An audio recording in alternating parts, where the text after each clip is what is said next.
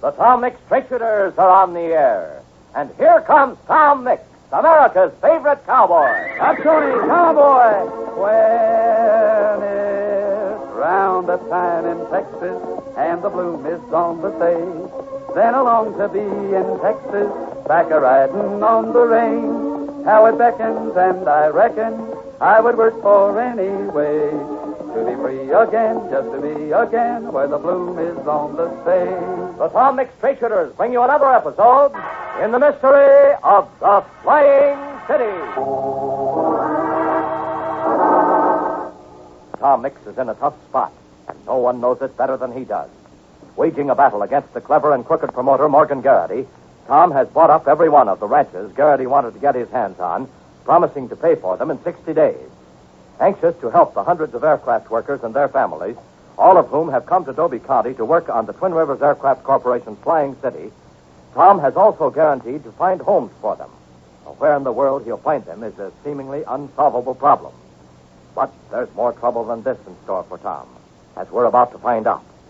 We find ourselves once again in the Dobie hotel room that serves Morgan Garrity for an office. Garrity, in shirt sleeves, is pacing the floor. His henchman and right-hand man, the cadaverous man with a face like chalk, who is known as Mr. Sims, sits at Garrity's desk. Sims is the first to speak. If you ask me, you'll wear yourself out walking up and down like that. I'm not asking you. Okay. Not going to get you anywhere. Getting mad, I mean. This calls for calm, cool thinking, if you ask me. I may not be calm, I may not be cool, but I am thinking. Sims, this fight between Mix and me has come to the point where the winner will be the guy who can hold out the longest. If you ask me, that'll be Mix. You think so, huh? Don't you? No. Since when do I put my tail between my legs and start howling like a whipped dog when the going gets tough? I know, but if you ask me... Nobody asks you. Get smart, Sims. Use your head for something besides a hack rag. I said this fight had reached a point where whoever held out the longest would win. Well, I'm the one who'll hold out the longest. Yeah, but if Mix has the land and you can't build, and it's costing you a small fortune every day for these workmen... It won't last long. In a spot like this, Sims, you gotta be sharp and smart. Travers Penrose telephoned this morning and started to tell me what he thought of me. I let him finish. Then all I said was, Mr. Penrose, you need houses for these workers. No houses, no workers. No workers, no Flying City. I guarantee to build those houses, and now you want to fire me and let Tom Mix take over. All right, I said. Let Mix take over. See what happens. As for me, I'm quitting. That took the wind out of his sails. He began to back water so fast it made me laugh. Let's not be hasty, Mr. Garrity, he says. Perhaps I was wrong. So I went around there. Instead of Penrose firing me, he's gone to Mix now to demand just where Mix is going to get the houses. Yes, but what about... Let me finish, will you? So Mix has bought up the ranches of his friends. He's got the land. But he got it without paying 1 red cent for it. Got it on a promise to pay in 60 days. Now, the way he angles it is this. Before the 60 days are up, I'll be forced out. The ranchers will change their minds about wanting to sell the old homestead, and Mix merely turns the land back to them. Well, that isn't the way it's going to work. It's not going to work that way for 2 reasons. What are they? First, I'm going to convince those ranchers that Mix or no Mix. They were fools to accept one man's word when another man is offering cold, hard cash. If you ask me... Nobody did. Leave it to me. I'll convince them, or I'm not the promoter I think I am. What's the second reason? Just to be sure of everything, we get rid of Mix. Get rid of Mix? Well, you do. No. Now, wait a minute. Mokes is hot now. Mokes has got to keep undercover after that beating he gave Edwin Frisbee. And if that kid dies, Garrett... Never mind about Edwin Frisbee, never mind about Mokes.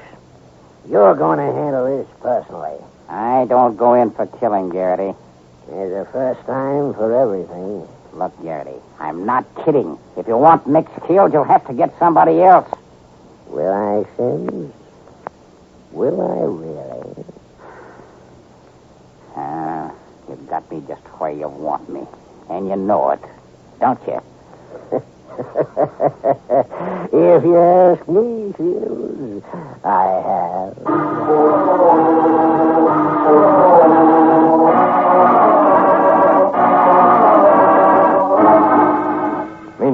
TM bar, Tom faces his own problems. Standing at the window of his office, gazing out at the rows of tents that have been set up to house the workers temporarily, he's going over the whole situation in his mind when the phone rings.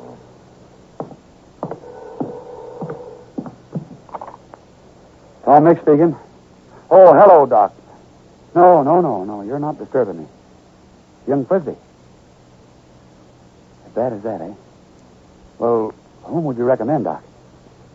Harlan Radcliffe? Now, is this Dr. Radcliffe the best brain surgeon to be had, Doc? I see. Oh, how much? What? Oh, no. No, of course, Charlie could never pay that. Oh, he might go a couple of hundred, but... Well, Doc, if you feel that Edwin may die without... Yes. Well, then... Yes, I see. Then get this, Dr. Radcliffe. I don't care what it costs. We can't fool around with a boy's life. We'll tell Charlie it'll only cost him about $150. You needn't mention that I'm paying the rest. And he won't feel that anybody's handing him any charity. Yes. All right, Doc. Miss Tom, for that Doc Green? Yes, boss. How is young Mr. Edwin? Very bad. X-rays show a fragment of bone pressing on the brain. Oh. Not the kind of operation that Doc Green could perform. He's getting in touch at once with a brain surgeon in Frisco. He figures the operation will cost about $5,000. Oh, that sure is a lot of money, Mr. Tom. A lot of money. Yes, and speaking of money, you know, we spend it fast on all these folks that's living with us. Food bills high? Well, so just look at them, Miss Tom. You can see there for yourself. It's just like Mr. Mike says. They're eating us out of house and home. Yeah. It is costing a lot, but... That's true. Well, boss, let's hope it won't be for long. Oh, Miss Tom, I just been thinking, what happens if it comes to 60 days when you promise to pay the ranchers all that money and it don't turn out like you was hoping? I mean, suppose the rancher still wants to sell. I'd have to buy one. I gave my word. For twice what them ranchers is worth? Well, that's what I offered for him. I had to meet Garrity's offer. Yeah, but where you going to get all that money? He runs into hundreds of thousands, don't he? I'll worry about that when the time comes, boss.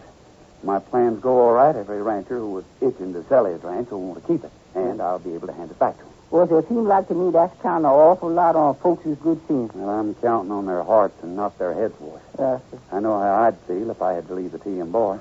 I expect when it came right down to it, they'd all feel the same way. No, I'm not particularly worried about that at the moment, boss.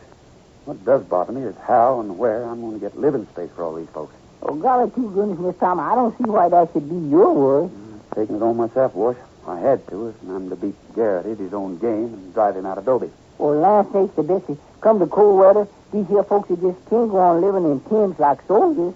It might be all right for the men, but the women folks and the children, I was... where is Miss Tom? By heaven, boss, I think... Hmm? Yes, you have. You've given me the idea I needed. I have? Well, good for me. What's the idea I give you? Boss, you said those people couldn't go on living in those tents like soldiers. Leastways, not in cold weather. Yes. Now, what did our soldier boys live in during the winter? What do you call them? Quonset huts. Yeah, Don't you see, Wash? If we could get enough Quonset huts from the Army... Well, of course I see, Mr. Tom. Yes, sir. That's a wonderful idea. Yeah, but how did you go about getting these here sunset huts? Well, Colonel Christie ought to be able to help me there. Wash, have Vinegar John saddle Tony. I'm heading for the Twin Rivers Air Base. Pronto. Yeah, sir, and me, I'm heading for town in the limousine. Anything you want I should get you while I'm there? No, thanks, Wash.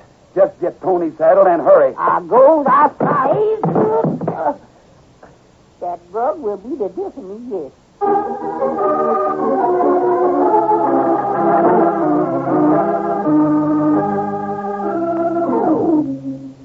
And so as Tom hits the trail for Twin Rivers, Wash hits the trail for town in the W8 limousine. Oh, if I don't get me some new shock absorbers in this here old limousine, then there'll be no more Shamrock home. And also, I just naturally gonna shake myself to death. It's silly for me to talk like that, though. Of course, I just funny that some folks will take it almighty serious. That's why I gotta take me some lessons. Uh-oh. Blow out.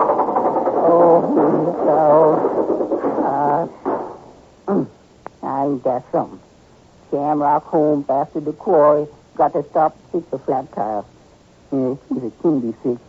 Got so many patches on it now, it looks like a bed table. No sense just talking. Get out, boy. Get out and get to work. Oh. Door come off again. I reckon I got to put it back on with something stronger than rubber bands next time. Now, let's see here. Let's have a look at the tire. Just look at that thing there stuck in there. A round, heavy piece of iron. A kind of an iron bar with a sharp edge in one end or something. Could have been a chisel, maybe one. That sharp, rusty part just stuck right into the tire there. A place that... Wait a minute. That ain't rust. Well, that's Mr. Bitsy. That's blood. All dried and caked and covered with dust from the road. Sure, that's what it is, all right. Now, wait a minute. Hold on here, Shamrock. Hold on. This is a stroke of luck. A stroke of good luck. On account of this piece of iron, this here iron bar, I'll bet it's the weapon the quarry used when he beat up young Mr. Edwin. Now, sir, this is the weapon. That means it is the clue that will lead me to my man.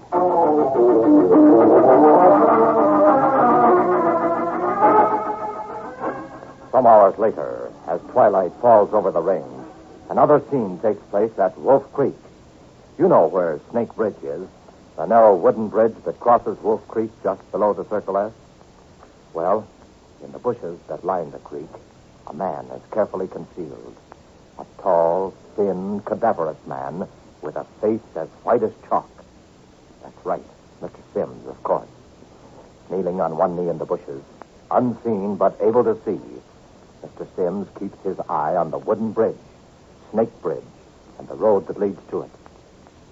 Suddenly, out of the twilight, a rider buzzes into that road, coming at a canter. Even at this distance, we recognize that rider for Tom, the horse for Tony. Of course, that's the road that leads to Twin Rivers. And Tom is on his way back from sea. Wait a minute. There in the bushes, something gleamed. Sims is holding a rifle. But that gleam couldn't have been the blue steel of the rifle. Oh, so that's it. A high-powered rifle with a telescopic sight. A telescopic sight. He can't miss. Sims can't possibly miss at that distance. If only there was some way of warning Tom, of letting him know the danger that lies just ahead. But there isn't. All we can do is stand by and watch hopelessly. Sims murmurs. Yes, when he hits the bridge, I'll get him in. When he crosses Snake Bridge, and I can't miss. I can't miss.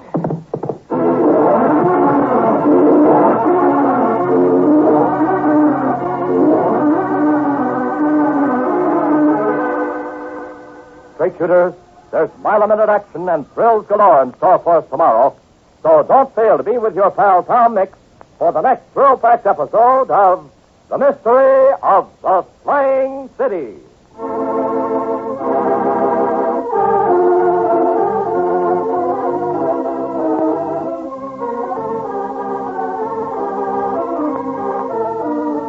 There goes Tom Mix, America's favorite cowboy. But he'll be back with another exciting adventure tomorrow evening, same time, same station, when the Tom Mix Straight Shooters are on the air. Tom Mix was played by Curly Bradley. Don Gordon speaking. This is the Mutual Broadcasting System.